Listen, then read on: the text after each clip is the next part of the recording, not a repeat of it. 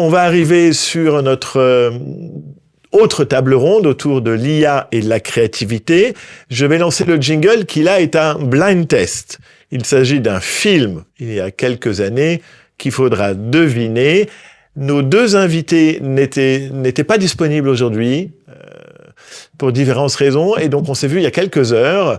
On a tourné en asynchrone, mais je crois que j'ai la même chemise et la même tête, donc tout va bien. Vous ne vous en voudrez pas de cet exceptionnel asynchrone et no live. C'est parti, jingle, blind test, et on se retrouve après le tournage de cette séquence.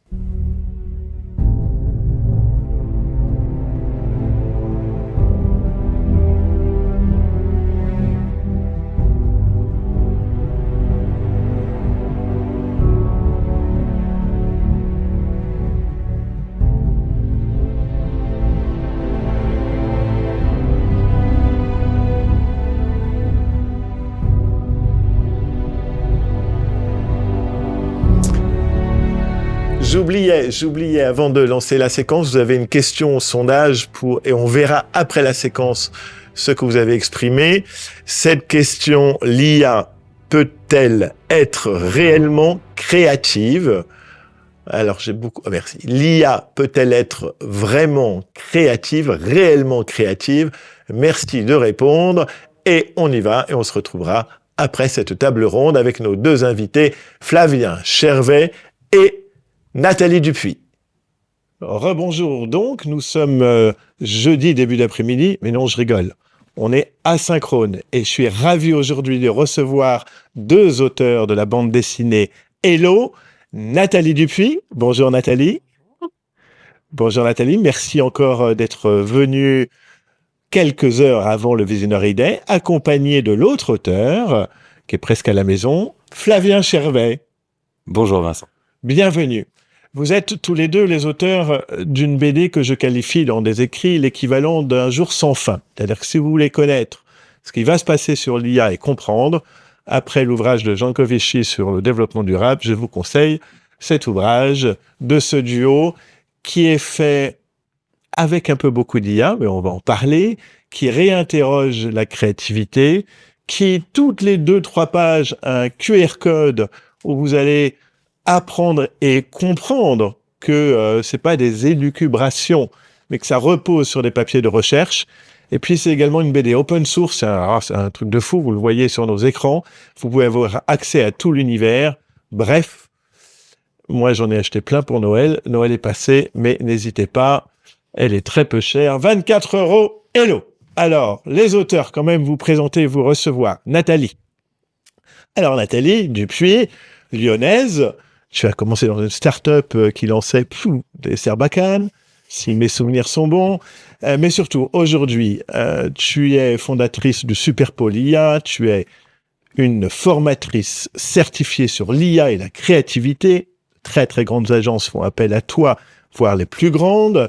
Je dis ça, je dis rien. Tu es ambassadrice pour un festival de films international autour de l'IA et surtout, tu es ambassadrice de ce mouvement intergouvernemental Oser l'IA. Très important pour les femmes, tu es Women in Tech.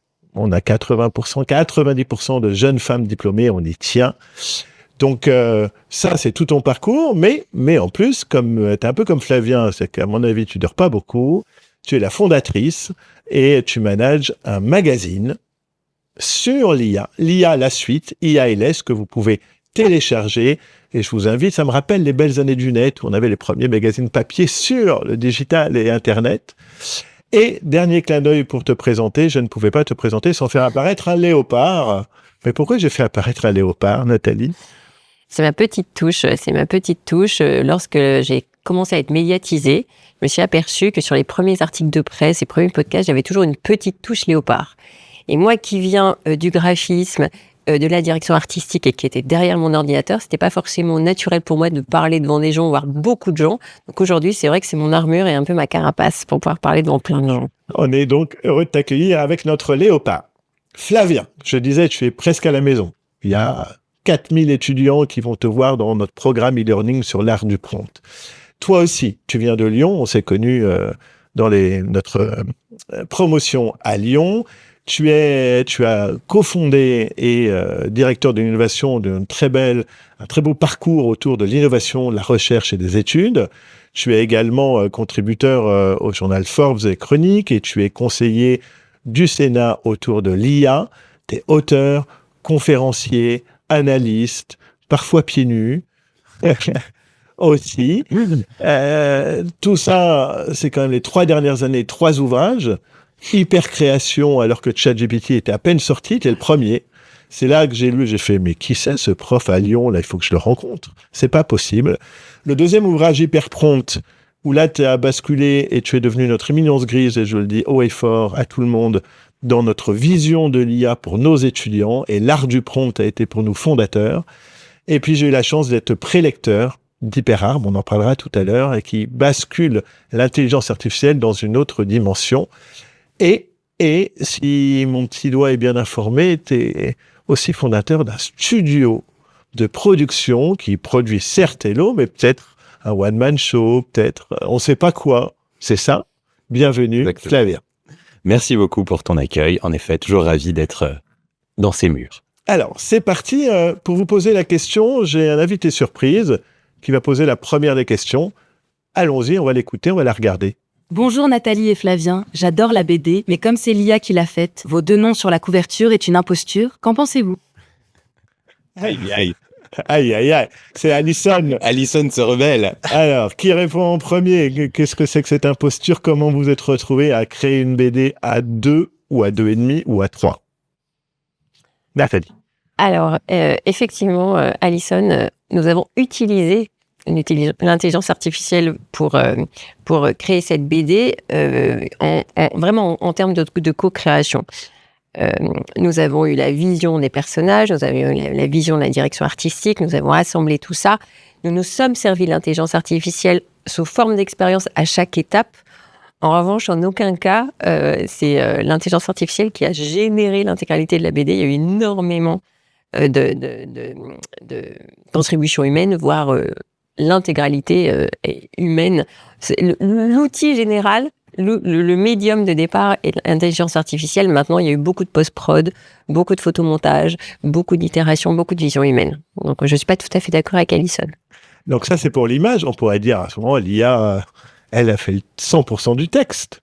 Alors là, vraiment pas. Alors sur l'image, hein, concrètement, en fait, l'intelligence artificielle nous a servi à générer les images uniques des personnages. Donc, quand on a une planche de BD, c'est vraiment un peu du collage, quoi. Chaque personnage unique est généré par IA. Ils sont tous retouchés par Nathalie parce qu'ils nous vont jamais parfaitement.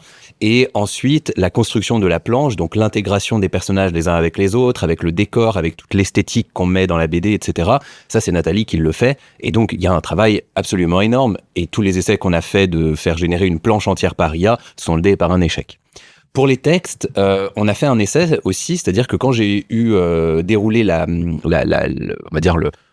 toute la trame du scénario, on a passé ça dans Claude, à l'époque Claude 3.7, surtout parce que Claude 3.7, quand on passe par l'API, en gros, on peut lui faire sortir jusqu'à 128 000 tokens, c'est-à-dire 100 000 mots d'un coup.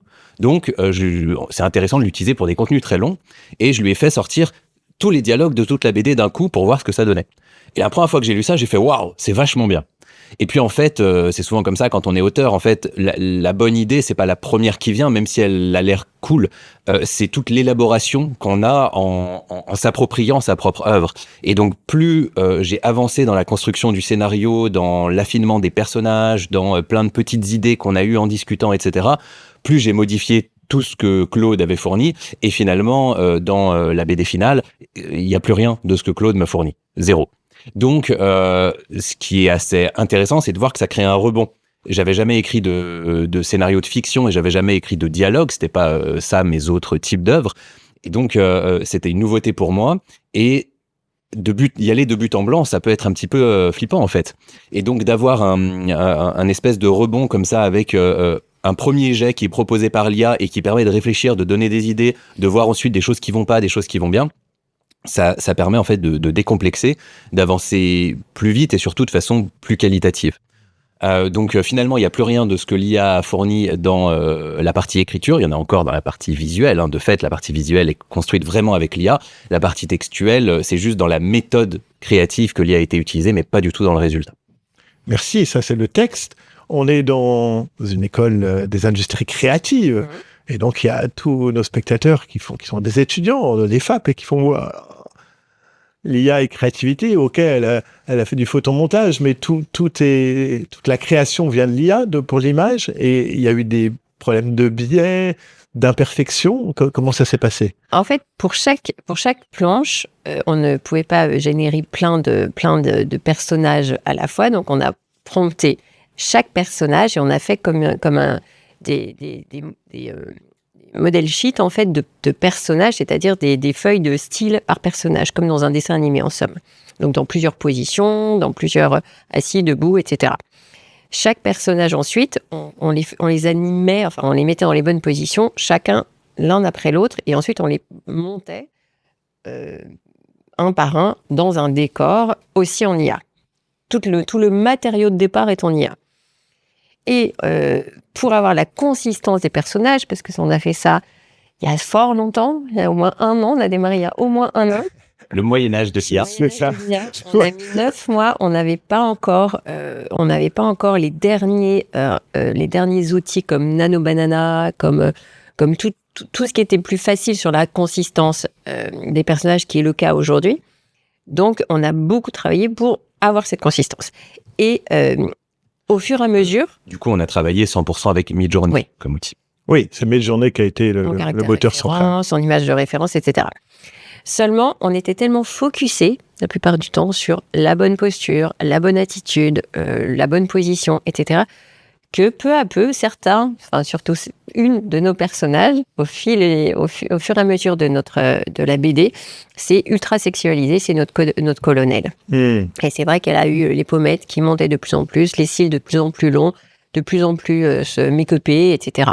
Et ça, on s'en est aperçu un petit peu sur la 3/4 de la BD, quoi. Mais c'est pas nous qui avons choisi de faire ça, en fait. C'est que l'intelligence artificielle, on le sait, maintenant, c'est basique de dire ça, a des biais. Et quand on travaille avec un certain style et qu'on veut vraiment rester cohérent dans ce style-là, dans l'espace de tous les possibles liés à ce style, il y a des sortes d'attracteurs. Et donc, on découvre les attracteurs au moment où on est en train de créer dans ce style. Et donc, en créant dans le style de nos personnages, il y a des personnages qui sortaient super bien. Geoffrey sort super bien et il était très ressemblant à chaque fois. Il n'y avait pas de problème de biais, etc. Et puis, en effet, donc là, voilà, ça marchait bien. Et en effet, notre colonel, Randa, elle, il y avait un espèce d'attracteur qui est très biaisé, sexualisant, qui lui faisait des lèvres pulpeuses, qui lui mettait... C'est quand même une colonelle militaire. On lui demandait d'être en uniforme et il lui faisait des fossiles super longs. C'est pas très cohérent.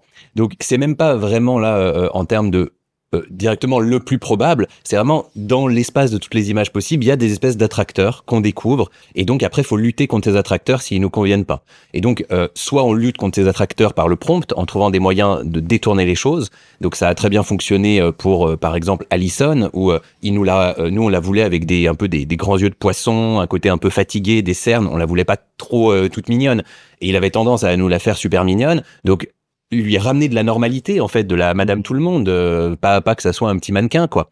Donc elle, on y est bien arrivé par le prompt, mais pour Randa, on n'y arrivait pas par le prompt, et donc là, ça a été un énorme travail de post-prod, d'enlever, donc de retouche, d'enlever tout ce qui allait pas. Une fois, elle a les mains dans le dos.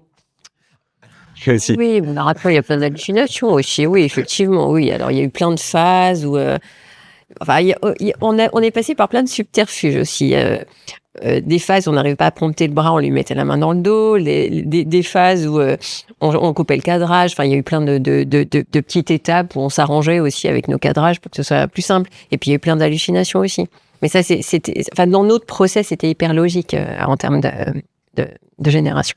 Et pour la question qui était la tienne au début sur un peu ce que ça veut dire en termes de créativité, là, en l'occurrence, dans le processus qu'on a mis en œuvre, la créativité est complètement humaine, c'est-à-dire que c'est nous qui avons dirigé tout le processus, eu toutes les intentions, toutes les idées, Par contre, ce que ça montre très clairement, et c'est un point sur lequel je travaille beaucoup avec le studio que j'ai monté, c'est qu'on a une époque où l'intelligence artificielle vient commoditiser toutes les techniques, et elle va commoditiser 100% des technicités, c'est-à-dire qu'il n'y a pas de raison de penser que l'humain restera meilleur à quelque chose de productif que l'IA à moyen terme.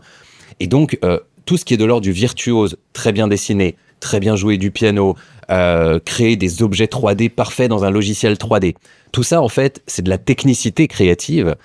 On peut jouer parfaitement du piano, être extrêmement virtuose, mais simplement lire une partition et le faire sans âme, et un robot ferait pareil. Et donc, toute la partie technicité est en train d'être rendue triviale. Et donc, ça ressente beaucoup la question de la créativité sur quelque chose, des fois, qu'on oublie un peu. C'est l'intention, en fait, l'histoire qu'on veut raconter. Là où, comme on est dans un monde très technique, la technicité de la création devient l'attracteur de la créativité. Et quelqu'un qui joue très bien du piano techniquement, on va considérer que c'est un super artiste. Peut-être qu'en fait, il y a rien d'autre que de la mécanique, quoi. Donc, ça ressente beaucoup. Par contre, à l'heure actuelle, je pense que l'intelligence artificielle pousse à cette dichotomie entre toute la dimension intentionnelle, l'histoire qu'on raconte, l'univers qu'on veut construire, qui est très humain, et la dimension technique qui va être de plus en plus prise en charge par IA. Et donc, dans le studio que j'ai monté, l'idée, c'est de créer des univers cohérents, l'univers Hello, de mettre ces univers en open source et après d'utiliser de l'IA pour les exploiter de façon transmédia, transdisciplinaire, en créant toutes les nouvelles formes, toutes les formes de création qu'on a envie de traiter. Par contre, je dis pas du tout qu'à terme, l'intelligence artificielle pourra pas venir nous challenger aussi sur la dimension de l'intentionnalité créative. Mais c'est un débat un petit peu plus philosophique et c'est pas Midjourney ou ChatGPT qui vont nous challenger là-dessus, en tout cas clairement pas aujourd'hui. Mais c'est dans mon premier bouquin, c'est d'autres techniques d'IA qui peuvent amener ces questions. Très bien. En quelques secondes, Nathalie, dans le processus créatif, vous avez tout fait à distance, à travers des visios tous les deux, ou il y a une région française qui vous a fédéré et vous avez passé du temps? Je sens qu'il a entendu l'histoire. J'ai bossé, moi. Alors non, effectivement. Déjà, on avait besoin de se voir, forcément, pour pouvoir travailler, pour pouvoir commencer à déjà mettre en place le projet, savoir si on allait pouvoir le mener à bout, ce projet, Flavien. Mais oui, mais il faut aussi dire que quand on a commencé le projet, on se connaissait avec Nathalie, mais assez peu en fait. On respectait nos travaux respectifs, donc ça nous a donné envie de travailler ensemble, mais on savait pas si l'alchimie créative allait prendre. Et du coup, effectivement, la région qui nous a rassemblés, c'était le Beaujolais.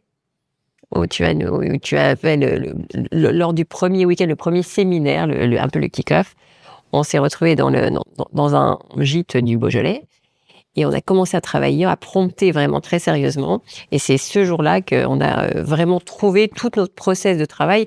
Il y a eu un moment aussi où on s'est posé la question si on allait vraiment pouvoir continuer, parce que techniquement, ça pédalait un peu.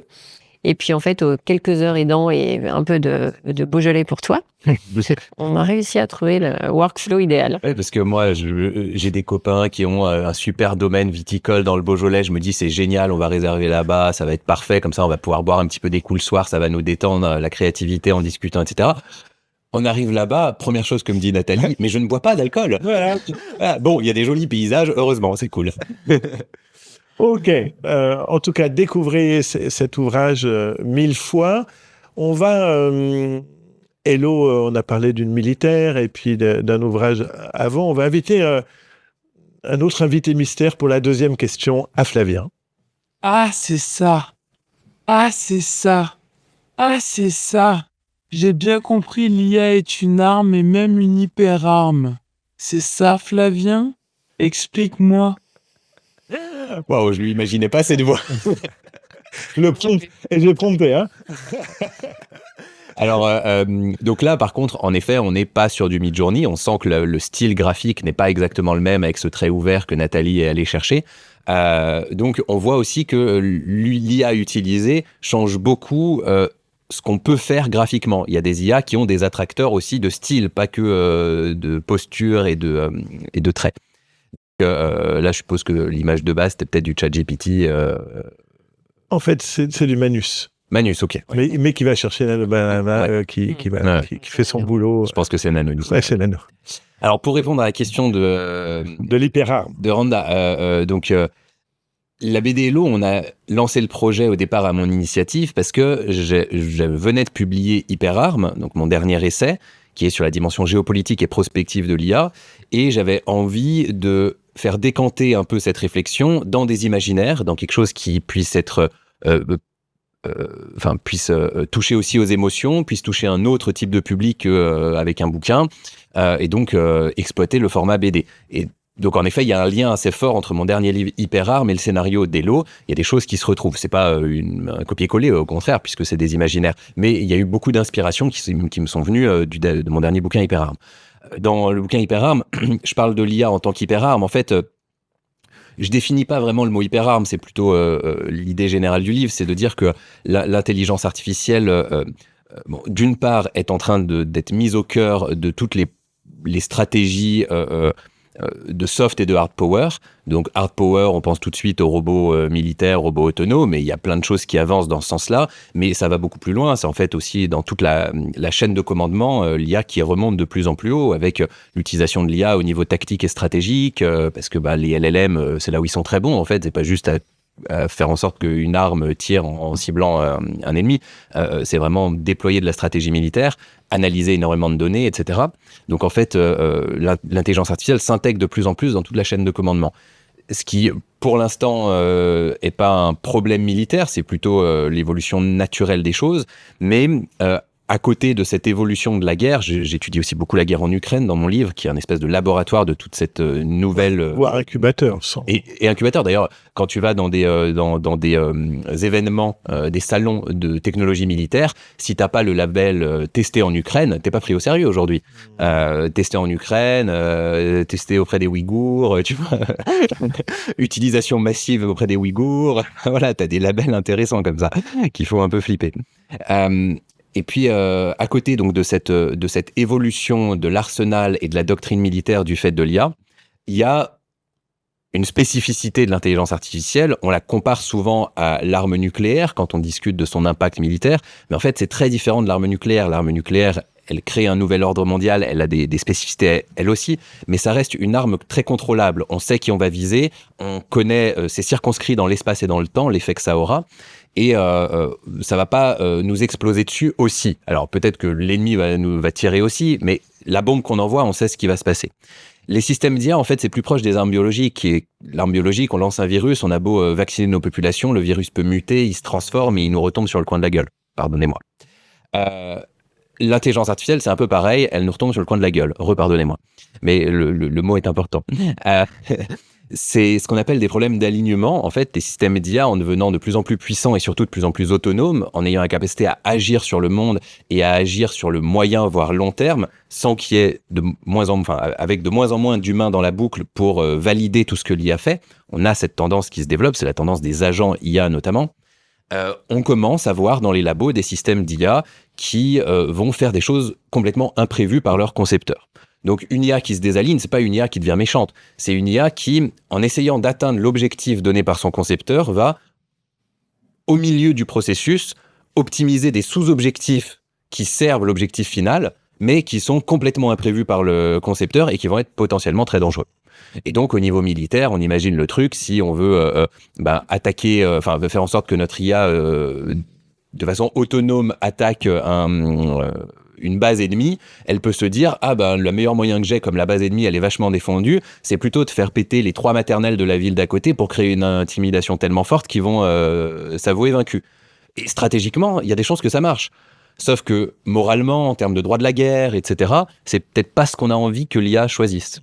Donc si on lui donne beaucoup d'autonomie, si elle a de plus en plus d'impact très haut dans la chaîne de commandement, la question de l'alignement devient une question absolument cruciale, et il y a un risque que le système d'IA fasse des choses qui sont inacceptables, voire même qui soient dangereuses pour nous-mêmes. Donc c'est une arme qui a vraiment une spécificité. Ouais. Et c'est pour ça qu'on le dit à nos étudiants, et c'est le but de ce Visionary Day, c'est un débat citoyen qu'on a à mener. Mais si on n'est pas informé, si on ne lit pas les vulgarisateurs, et c'est très noble quand je dis ça, tel que tu es... J'aime la vulgarité. Alors, allez, dernière question, parce que le temps nous presse. On a un dernier invité, le héros de la BD. IAG, super intelligence. Qu'est-ce que c'est que ça? Ça va arriver quand? 2030, 2035, 2050. C'est un fantasme. Alors, Flavien, il est bien musclé à la fin. Je l'ai laissé.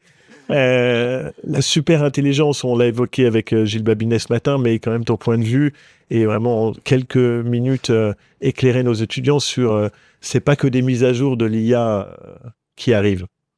Non, enfin, il y a plusieurs tendances. En fait, déjà, il y a un principe de base, c'est se dire l'humain n'est pas magique. Et donc, il n'y a pas de raison qu'on puisse pas mettre dans la machine tout ce que l'humain est capable de faire. Peut-être très différemment, on fait pas des avions qui battent des ailes, on a simulé le vol autrement, on va simuler l'intelligence et on la simule autrement que le cerveau humain, mais il n'y a pas de raison qu'on n'arrive pas à faire tout ce que l'humain est capable de faire.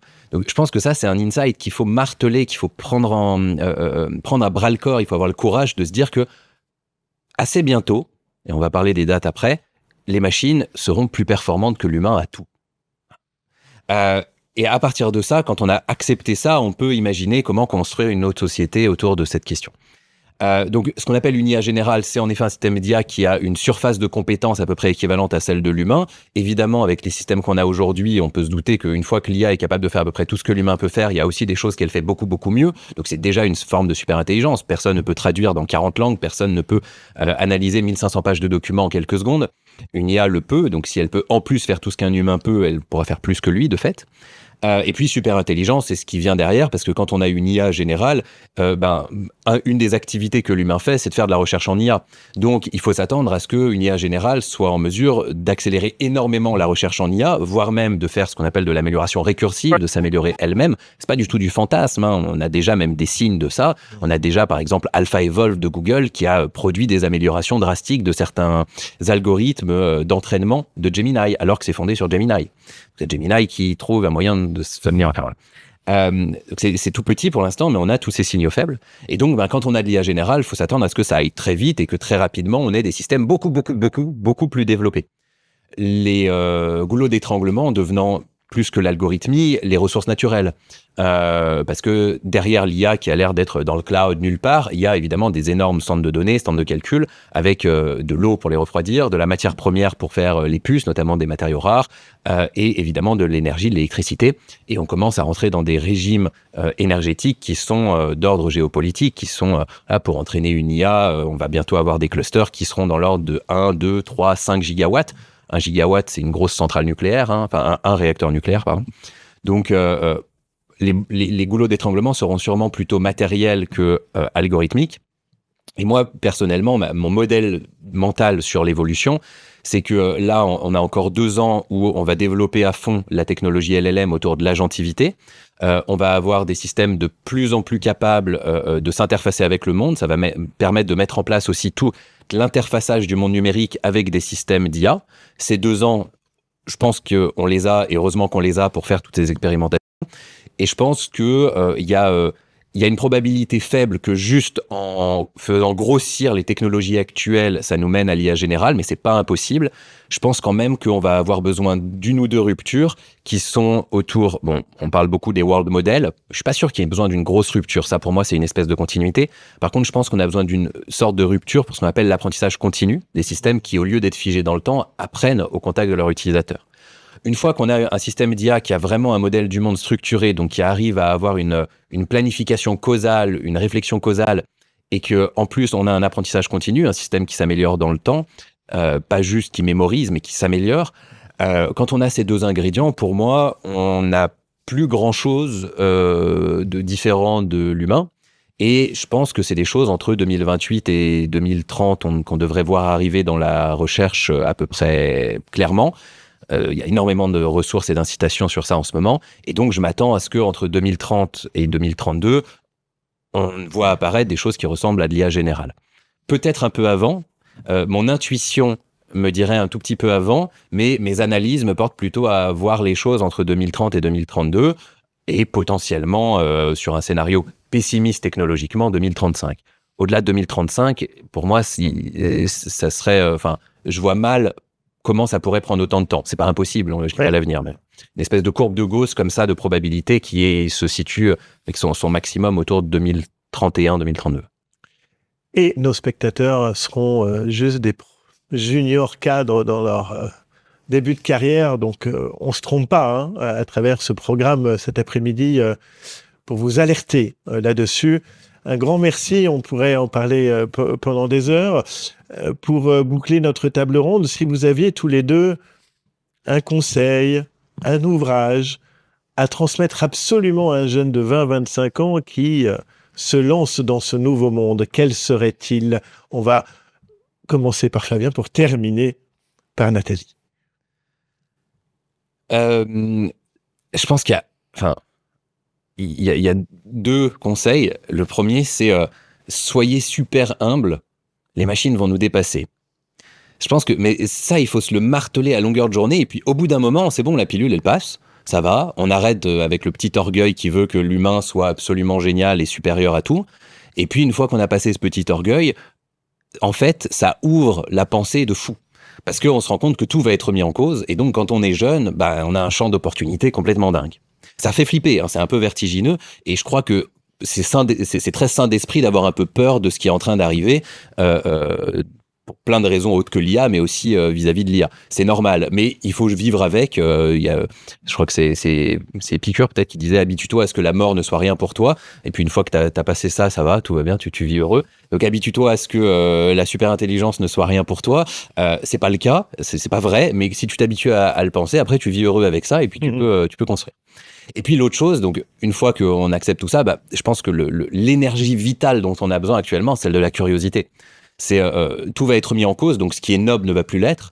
Donc il faut aussi s'intéresser aux choses qui paraissent pas nobles aujourd'hui, même si par exemple un domaine qui me semble, pour plein de mes analyses, être un domaine d'avenir de dingue, peut-être le domaine économique le plus important pour l'humain en post-IA général, c'est le jeu.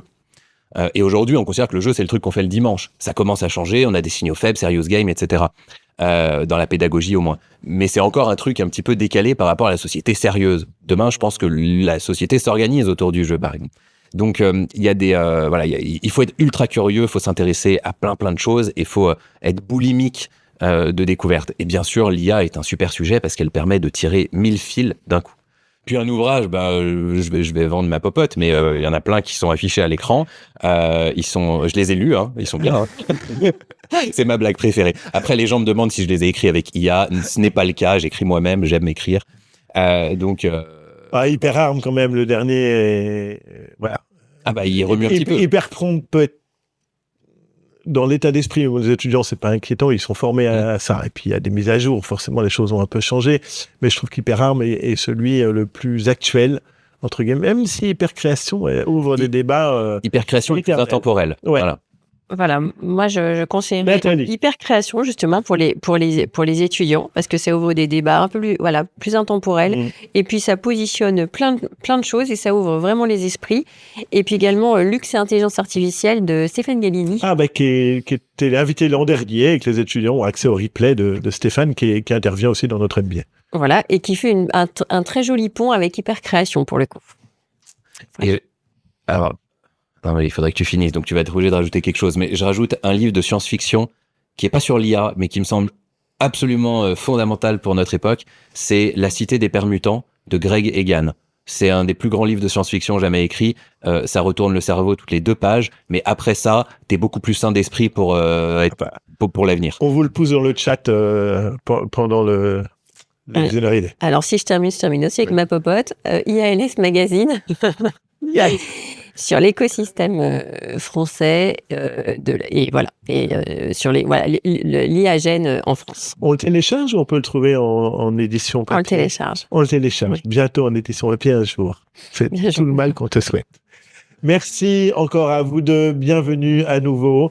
Et puis, le but, c'était d'ouvrir les débats. J'espère que les étudiants vont vous contacter sur LinkedIn. Il y a votre profil qui apparaît dans le chat là en ce moment. Donc, n'hésitez pas à leur répondre.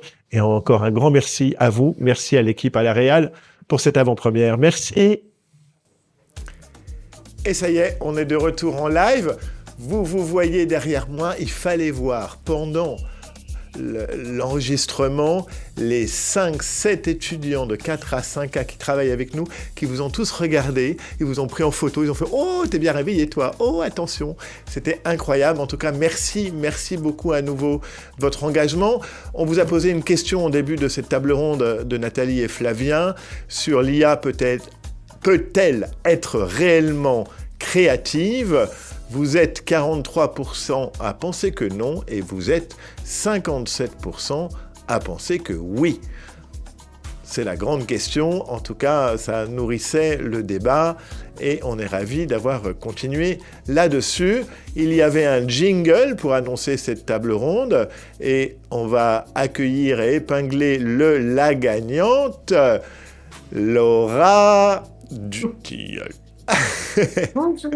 Bonjour Laura, présente-toi, tu es en quelle année et dans quelle entreprise? Je m'appelle Laura Dutilleul, je suis en 4e année et je suis en alternance dans une école de théâtre qui s'appelle l'école Acteur Artisan. Qui s'appelle, pardon? L'école Acteur Artisan. Acteur Artisan. Comment tu trouves le programme du Visionary Day? Bah, c'est super intéressant et puis ça répond pas mal aussi à des questions qu'on peut avoir et par exemple là on parlait justement de l'intelligence artificielle et sa créativité et c'est en lien direct avec ma thèse. Donc voilà, je suis très heureuse d'assister à tout ça aujourd'hui. Merci beaucoup. Et tu avais deviné donc, on va voir l'affiche. Hop, c'est moi qui ai la main, pardon. Magnifique. Inception, que tu avais reconnu très vite. Bah, en tout cas en première. Hein. Bravo à toi et avec Véronique, en fin de journée, tu choisiras l'ouvrage que tu as gagné. Merci beaucoup. À très vite.